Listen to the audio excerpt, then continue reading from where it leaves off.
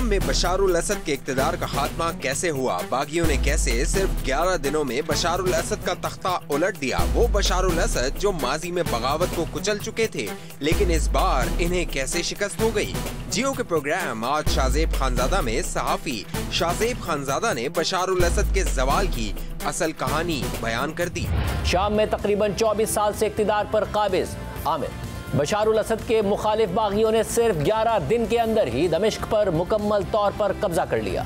बशारुल असद खुद अपने अहले खाना समेत रूस भागने पर मजबूर हो गए और रूस ने उन्हें सियासी पनाह भी दे दी है, जबकि अरब मीडिया के मुताबिक मोहम्मद अल बशीर मुल्क में अबूरी हुकूमत के सरबराह हो सकते हैं और इसके साथ ही असद खानदान का 53 साल पर मुहित इक़्तिदार भी ख़त्म हो गया, जिसका आगाज़ 1971 में बशारुल असद के वालिद हाफिजुल असद ने किया था।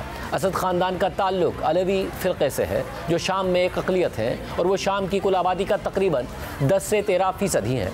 मगर अलवी अक़लियत के असद ख़ानदान ने 70% से ज़ायद वाले सुन्नी अक्सरियत वाले शाम पर 5 दहाइयों से भी ज़्यादा अरसे तक हुकूमत की और इस दौरान उन्होंने अपने मुखालिफिन को कुचलने के लिए ताकत का भरपूर इस्तेमाल भी किया। इसकी बड़ी मिसाल 2011 में अरब स्प्रिंग के बाद शाम में शुरू होने वाली खाना जंगी के दौरान सामने आई, जब बशारुल असद ने अपने मुखालिफिन को इंतहाई सख्ती के साथ कुचल डाला था और इस दौरान उन्होंने कीमियाई हथियारों तक का इस्तेमाल किया था। और 2011 से 2016 तक होने वाली खाना जंगी को बशारुल असद ने रूस और ईरान की मदद से कुचला था। लेकिन हैरानकुन तौर पर इस दफ़ा बागी तहरीक के दौरान हैयत तहरीर शाम के नाम से बनने वाले बागियों के इस इत्तेहाद को किसी बड़ी मज़ाहमत का सामना नहीं करना पड़ा और उन्होंने इंतहाई आसानी के साथ पहले इदलिब से हलब पर कब्जा किया और फिर हमा और हुमुस से होते हुए दमिश्क को अपने कंट्रोल में ले लिया।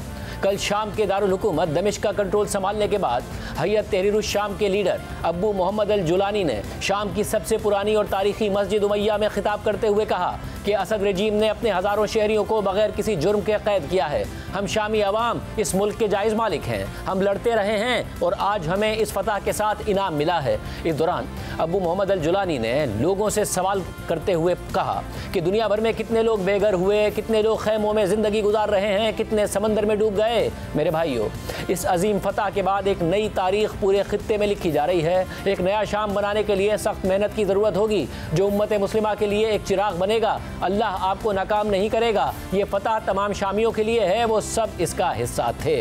जबकि इन 11 दिनों के दौरान शाम में क्या होता रहा और कैसे हैयत तहरीर शाम ने बशारुल असद के 24 साला इक़्तिदार का खात्मा किया, इस हवाले से अल जज़ीरा की रिपोर्ट के मुताबिक 27 नवंबर से पहले बेशतर शामी हुकूमत मुखालिफ फोर्सेस अपने मजबूत किले शुमाल मगरिब सूबे इदलिब तक महदूद थीं, जो मार्च 2020 में तुर्क सदर रजब तैयब अर्दोआन और रूसी सदर व्लादिमीर पुतिन के जरिए किए गए एक जंगबंदी के मुआहदे के बाद उनके ज़ेरे कब्जा आया था। 27 नवंबर को हिजबुल्लाह और इसराइल के दरमियान होने वाली जंगबंदी के सिर्फ एक दिन बाद शामी अपोजिशन फोर्सेस, जिनकी क़यादत हैयत तहरीर शाम या HTS कर रही थी, उसने इदलिब सूबे में अपने अड्डे से एक हमला शुरू किया और इस हवाले से बागी ग्रुप ने कहा कि उनके हमले बशारुल असद की शामी हुकूमत के हमलों का रद्द अमल थे, जो इदलिब पर किए गए थे, जिनमें कई शहरियों की हलाकतें हो चुकी थी। 27 नवंबर की शाम तक इस ग्रुप ने हुकूमती फोर्सेस के कंट्रोल वाले कम अज़ कम 19 शहरों और गाँवों पर कब्जा कर लिया था, जिनमें फ़ौजी मकामात भी शामिल थे और वो मगरबी हलब सूबे की तरफ पेशकदमी कर रहे थे। और शामी हुकूमत ने जवाबी कार्रवाई करते हुए बागियों के ज़ेरे कब्जा इलाकों पर गोलाबारी की, जबकि रूसी फ़ज़ाइया ने फ़िज़ाई हमले भी किए। इसके बावजूद 28 नवंबर तक बागियों ने मज़ीद इलाकों पर कब्जा कर लिया और मशरिकी इदलिब से हुकूमती फोर्सेस को पीछे धकेल दिया। फिर उन्होंने शाम के M5 हाईवे की तरफ पेशकदमी शुरू कर दी, जो शाम के शुमाली इलाकों को दारुल हुकूमत दमिश्क से जोड़ती है। और ये 300 किलोमीटर तवील रोड एक इंतहाई स्ट्रेटेजिक सड़क है। जंग की मॉनिटरिंग करने वाले शामी इदारे के मुताबिक 29 नवंबर को बागी फोर्सेस 2 खुदकुश बम धमाके करने के बाद हलब शहर के कुछ हिस्सों में दाखिल हो गई और शहर के मगरबी किनारे पर हुकूमती फोर्सेस से झड़पें शुरू कर दी। जबकि शाम के सरकारी टेलीविजन के मुताबिक रूस इस दौरान शामी फौज को एयर सपोर्ट फराम कर रहा था। 30 नवंबर को तस्वीर और वीडियोज़ इंटरनेट पर गर्दिश करने लगी, जिनमें बागी जंगजू हलब के अंदर पेशकदमी करते हुए और शहर के कदीम किले के करीब तस्वीर लेते हुए दिखाई दिए। हलब को कब्जे में लेने के बाद बागियों ने जनूब की तरफ पेशकदमी शुरू कर दी और हमा शहर की तरफ बढ़ने लगे। 5वें दिन यानी 1 दिसंबर को हुकूमती फोर्सेज ने अपोजिशन जंगजुओं की पेशकदमी को कम करने की कोशिश की और शामी और रूसी जेट तैयारों ने इदलिब शहर और हलब में बागियों के ठिकानों पर अपने फ़िज़ाई हमले तेज़ कर दिए। और इस दौरान शामी सदर बशारुल असद बागियों की पेशकदमी के बाद पहली बार मंजर-ए-आम पर भी आए और उन्होंने कहा कि उनकी अफवाज दहशतगर्दों और उनके हामियों के खिलाफ हुकूमत के इस्तेहकाम और इलाकाई सालमियत का दिफा जारी रखेंगी।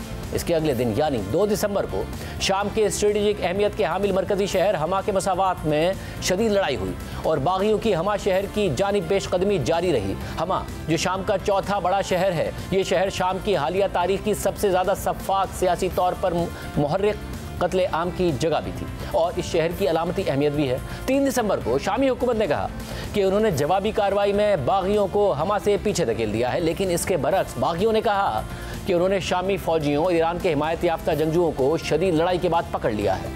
8वें दिन यानी 4 दिसंबर को बागी फोर्सेस ने अपनी पेशकदमी जारी रखी और हमा सूबे के मजीद इलाकों पर कब्जा कर लिया। 5 दिसंबर को बागियों ने ऐलान किया कि हमा का मुकम्मल कंट्रोल उनके पास है। हमा शहर पर कब्जा उन्हें मुल्क के बाकी हिस्सों से साहिली शहरों तरतूस और लाताकिया को अलग करने के एक कदम करीब ले आया। लाताकिया बशारुल असद और शाम की अलवी बरादरी के लिए एक अहम सियासी गढ़ है और साथ ही यहाँ एक स्ट्रेटेजिक रूसी बहरी अड्डा भी मौजूद है। 6 दिसंबर तक हमा पर कब्जे ने शाम के तीसरे बड़े शहर हुमुस पर कब्जे की राह हमवार कर दी। हुमुस दमिश्क के शाम के साहिली इलाकों से मिलाने वाला एक अहम शहर है जो हमा से तकरीबन 46 किलोमीटर दूर वाक़ है।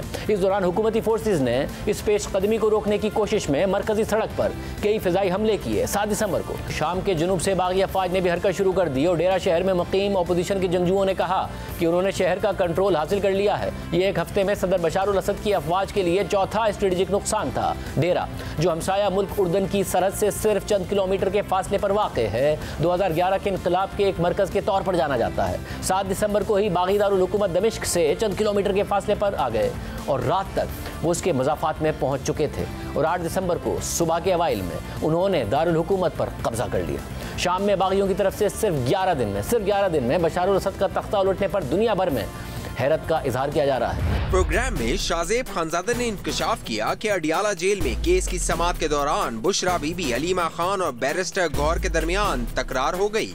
इमरान खान पार्टी की कारकर्दगी से गैर मुतमईन नजर आए। बुशरा बीबी ने 24 नवंबर के एहतजाज पर इमरान खान को ब्रीफिंग दी। 24 नवंबर के एहतजाज से मुतालिक खुद तहरीक इंसाफ के अंदर इख्तलाफात की खबरें आ रही हैं और आज ये खबर भी आई है कि इस हवाले से इमरान खान, उनकी अहलिया, हमशीरा और पार्टी रहनुमाओं के दरमियान तकरार हुई है। जियो न्यूज़ के नुमाइंदे शब्बीर डार के मुताबिक ये तकरार इमरान खान, हलीमा खान, बुशरा बीबी, फैसल चौधरी, बैरिस्टर गौहर और मिशाल यूसुफजई के दरमियान 24 नवंबर के एहतजाज पर हुई। बुशरा बीबी ने एहतजाज से मुतालिक इमरान खान को ब्रीफ किया। बुशरा बीबी की ब्रीफिंग के बाद एहतजाज से मुतालिक कमरा अदालत में बहस शुरू हो गई। बुशरा बीबी ने इमरान खान को बताया कि एहतजाज के लिए पंजाब से कोई नहीं निकला। इस पर बैरिस्टर गौहर खान ने मुदाखलत करते हुए कहा कि पंजाब के 5000 लोग गिरफ्तार हैं। बैरिस्टर गौहर खान ने पंजाब में पार्टी पर क्रैकडाउन और गिरफ्तारियों के बारे में इमरान खान को बताया, जबकि हलीमा खान ने फैसल चौधरी से सवाल किया कि इमरान खान को अखबारात और दीगर सहूलियात क्यों नहीं दी जाती। इस पर फैसल चौधरी ने कहा कि मैं जो कर सकता हूं कर रहा हूं। सीनियर पार्टी अहदेदार अदालत क्यों नहीं जाते। हलीमा खान ने कहा कि इस्लामाबाद हाई कोर्ट ने जो मॉनिटरिंग कमीशन बनाया था वो कहाँ है, जबकि मिशाल यूसुफजई ने मॉनिटरिंग कमीशन को रोकने का इल्जाम फैसल चौधरी पर लगा दिया, जिस पर फैसल चौधरी ने जवाब दिया कि कमीशन अदालत ने कायम किया है, मैं कैसे रोक सकता हूँ। बैरिस्टर गौहर खान ने कहा कि कुछ फैसले पार्टी लीडरशिप पर छोड़ दिए जाएं। एहतजाज और शहादतों पर हर कोई बात करेगा तो कन्फ्यूजन होगी। इमरान खान ने कहा कि पंजाब में फस्तायत की वजह से लोग खाइफ हैं। डी चौक एहतजाज में हमारे 200 लोग लापता हैं। तहरीक इंसाफ हुकूमत पर मुसलसल तनकीद भी कर रही है और साथ ही मुज़ाकरात का मुतालबा भी कर रही है। ज़राए के मुताबिक आज अडियाला जेल में सहाफ़ियों से बात करते हुए इमरान खान ने कहा कि 26 नवंबर के शोहदा के सोग की तारीख ओवरसीज़ लीडरशिप के मुतालबे पर तब्दील की है। 13 के बजाय 15 दिसंबर इतवार को योम सोग मनाएंगे। 15 दिसंबर तक हमारे मुतालबात तस्लीम नहीं किए गए तो सिविल नाफरमानी की तहरीक शुरू होगी। हमारा पहला मुतालबा डी चौक एहतजाज पर जुडिशल कमीशन के जरिए इंक्वायरी कराने का है। हमारा दूसरा मुतालबा है कि जेलों में कैद हमारे लोगों को रिहा करें। सिविल नाफरमानी की तहरीक में ज़्यादा जोर ओवरसीज़ पाकिस्तानियों पर देंगे कि वो तरसीलात ज़र पाकिस्तान भेजना बंद कर दें। सिविल नाफरमानी की तहरीक के दूसरे मरहले में लोगों को कहेंगे कि बिल अदा ना करें। हमारे 200 लोग लापता हैं, ये मामला भूलने नहीं देंगे। पार्टी को हिदायत की है कि 26 नवंबर के मामले पर रोज़ाना प्रेस कॉन्फ्रेंस करें। पार्टी लीडरशिप को 26 नवंबर की कत्ल गारत पर फौरी रद्द-ए-अमल देना चाहिए था। मोहसिन नकवी के खिलाफ FIR दर्ज करवानी चाहिए थी। इमरान खान ने कहा कि शोहदा के आदाद शुमार का अभी कुछ नहीं कह सकता। 12 से ज़ायद शोहदा हैं, 200 लोग मिसिंग हैं। जब तक डी चौक एहतजाज का सच सामने नहीं आता इन्हें आराम से नहीं बैठने दूंगा।